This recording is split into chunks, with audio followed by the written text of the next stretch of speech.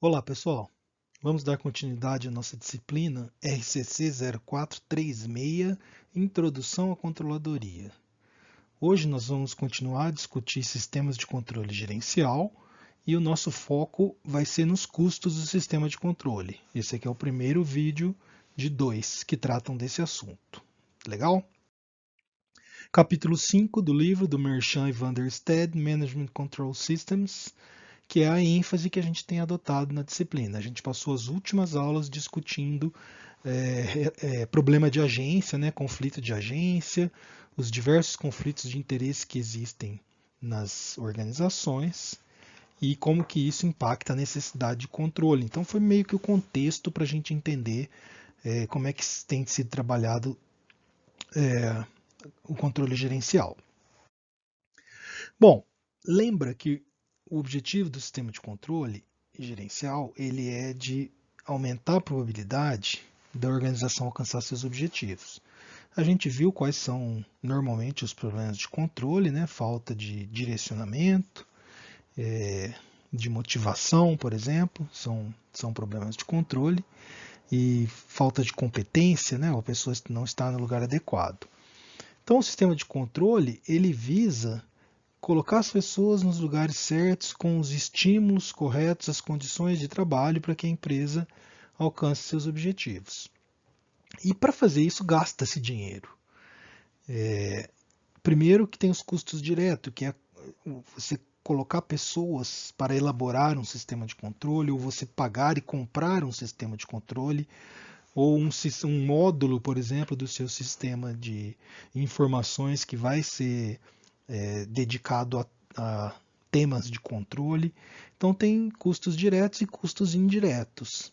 Esses custos indiretos seriam, por exemplo, a redução do desempenho advinda de um controle não efetivo.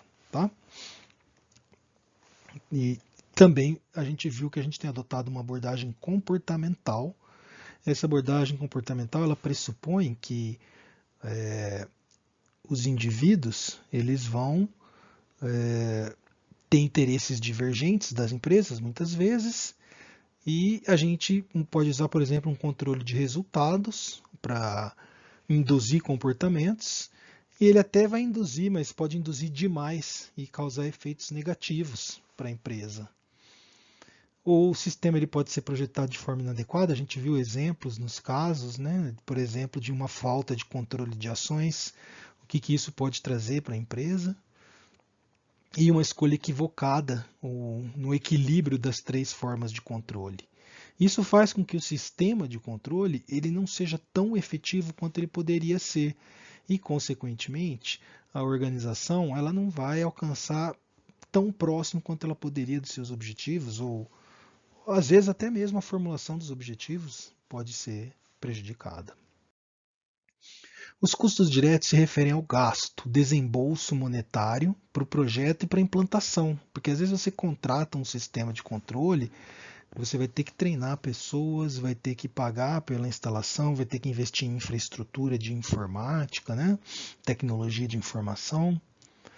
Então pode acontecer isso. Opa. As recompensas que são pagas no controle de resultados. Então, quando você estabelece um controle de resultados, uma parte da riqueza gerada é dividida com a equipe. Então, isso é uma forma de custo, um custo direto. Custo de auditoria, você vai ter que contratar pessoas ou manter pessoas ou uma empresa terceirizada para fazer uma verificação do seu sistema e produzir informações que são necessárias para um controle de ações, principalmente para a etapa de responsabilização, correto? O tempo gasto, por exemplo, inclusive no controle de ações, né, quando a gente fala das revisões pré-ação, ou seja, você tem que fazer planejamentos, tem que fazer orçamento, tem que submeter isso ao seu superior, e isso tem um gasto. Obviamente, espera-se que esse gasto seja recompensado com um maior alcance de resultados, correto?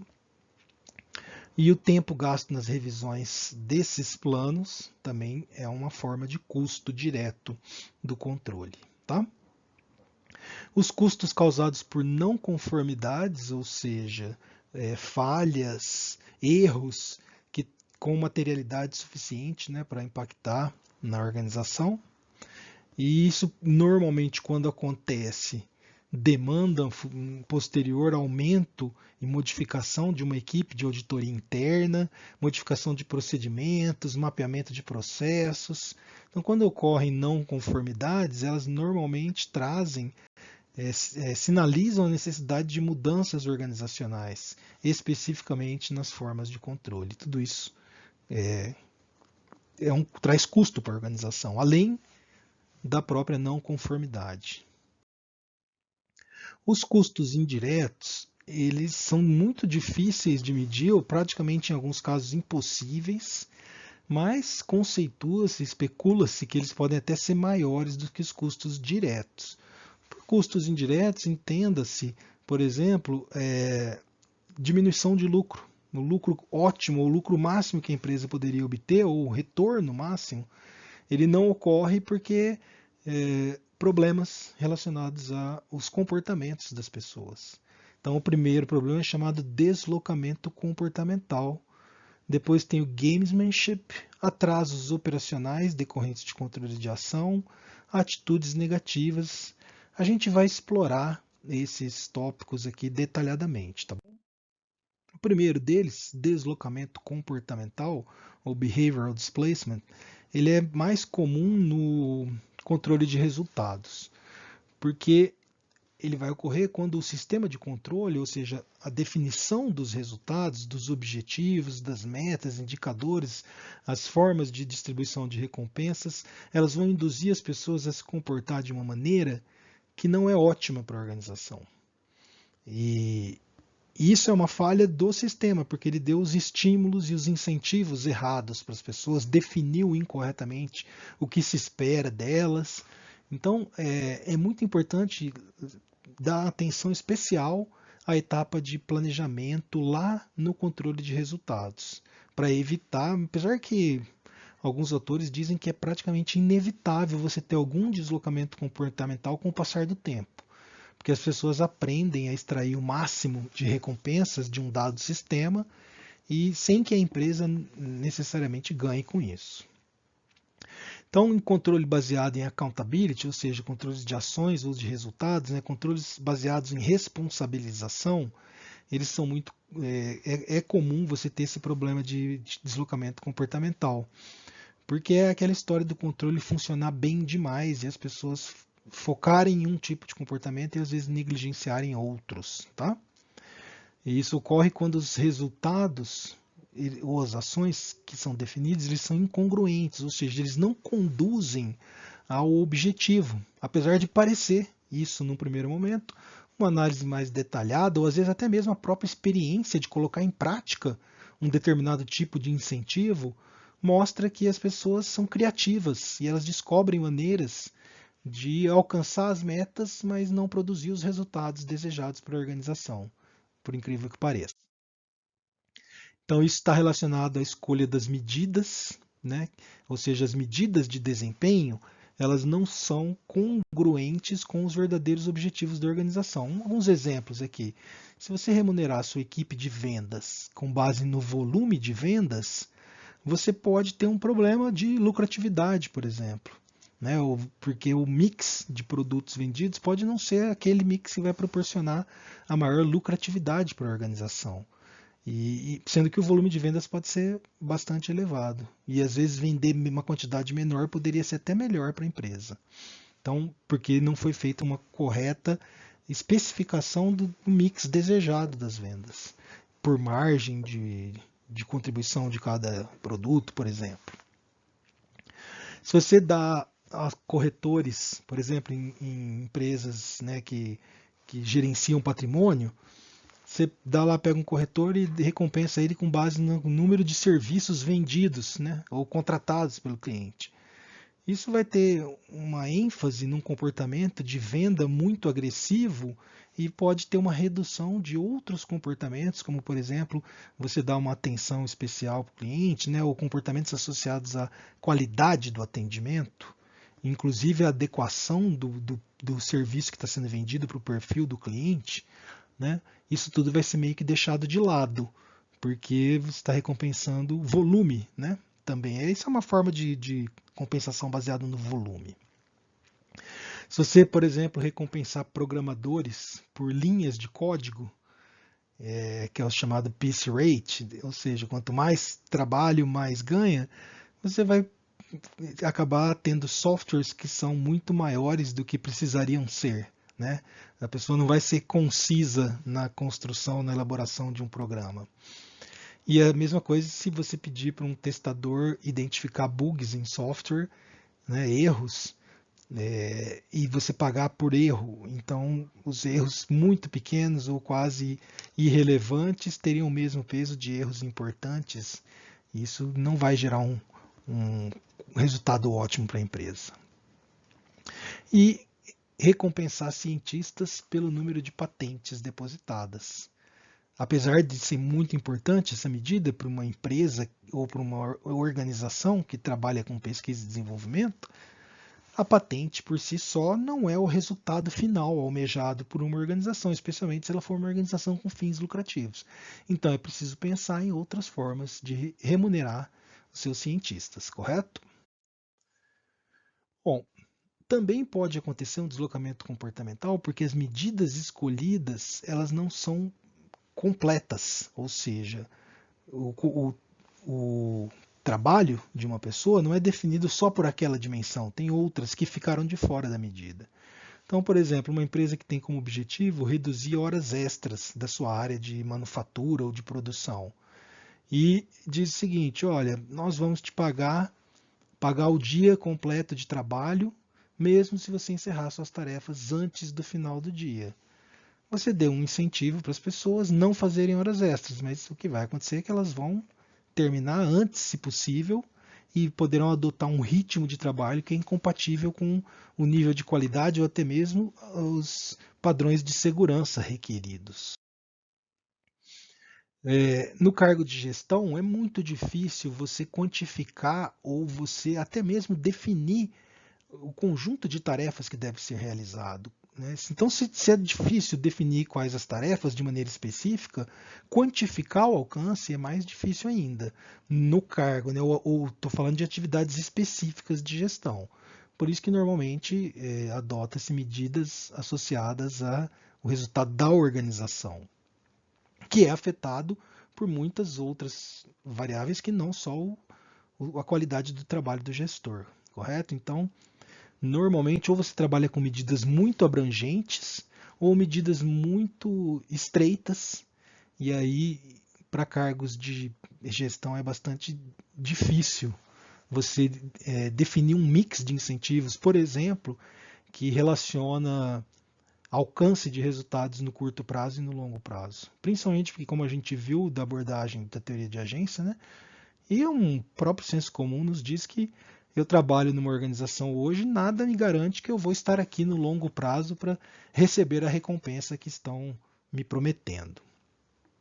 Também é muito difícil recompensar adequadamente esforços de equipe. Então, quando o resultado produzido ele deriva de um trabalho em equipe, é muito desafiador elaborar um incentivo para isso.